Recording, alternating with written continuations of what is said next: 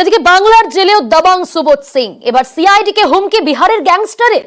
Jail চত্বরে গাড়ি থেকে নামার সময় হুমকি। বিহারের জুয়েল থিপের নামে থানায় নালিশ সিআইডি। দীপক রয়েছে আমাদের সঙ্গে টেলিফোন লাইনে, প্রতিনিধি দীপক। দীপকের কাছে যাবো, তবে তার আগে জানাবো যে এবার সিআইডি কে হুমকি বিহারের গ্যাংস্টার সুবোধ সিং এর। জেল চত্বরে গাড়ি থেকে নামার সময় হুমকি সিআইডির আধিকারিকদের। আসানসোল দক্ষিণ থানায় অভিযোগ দায়ের করা হয়েছে সিআইডির পক্ষ থেকে।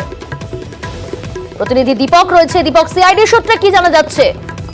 দেখো, একদিন জেল হেফাজতে থাকার পর সুবোধ সিংকে পুনরায় আজকে আসানসোল আদালতে তোলা হয় এবং আদালতে আজ বিচার প্রক্রিয়া না হওয়ায় আইনজীবীদের কর্মবিরতির ফলে কিন্তু যে 14 দিন নিজেদের হেফাজতের আবেদন জানিয়েছিল সিআইডির পক্ষ থেকে, তা মঞ্জুর না করে 2 দিনের জেল হেফাজতের নির্দেশ দেয় সুবোধ সিংকে। এবং সুবোধ সিংকে যখন আজ আদালত থেকে জেলে নিয়ে যাওয়া হয়, যখন জেলে পৌঁছে সুবোধ সিংকে গাড়ি থেকে নামানোর সময় সুবোধ সিং রীতিমতো সিআইডি তদন্তকারী অফিসার এবং তার সঙ্গে যে আরেকজন সিআইডি আধিকারিক ছিলেন তাকে প্রাণনাশের হুমকি দেয়।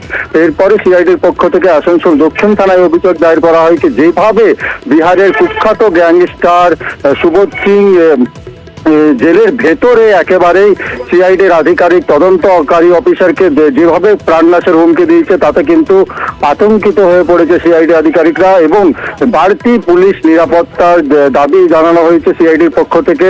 জেল এবং আদালত চত্বরে যে 2 দিন পর তাকে পেশ করা হবে আদালতে, সেখানেও কিন্তু বাড়তি পুলিশ বাহিনী মোতায়েন করা হবে আসানসোল দুর্গাপুর পুলিশের পক্ষ থেকে। কারণ হচ্ছে যেভাবে সুবোধ সিং এর গ্যাং বা সুবোধ সিং এর গ্যাংয়ের সদস্যরা রাজ্যের বিভিন্ন প্রান্তে ছড়িয়ে আছে, তাতে কোথাও না কোথাও একটা আশঙ্কা করা হতে পারে যে সুবোধ সিং এর গ্যাংয়ের সদস্যরা তার খবর পেয়ে পরে আসানসোল আদালত চত্বরে জড়ো হতে পারে। বোঝাই যাচ্ছে দীপক, এই কুখ্যাত দুষ্কৃতির জাল বহুদূর বিস্তৃত।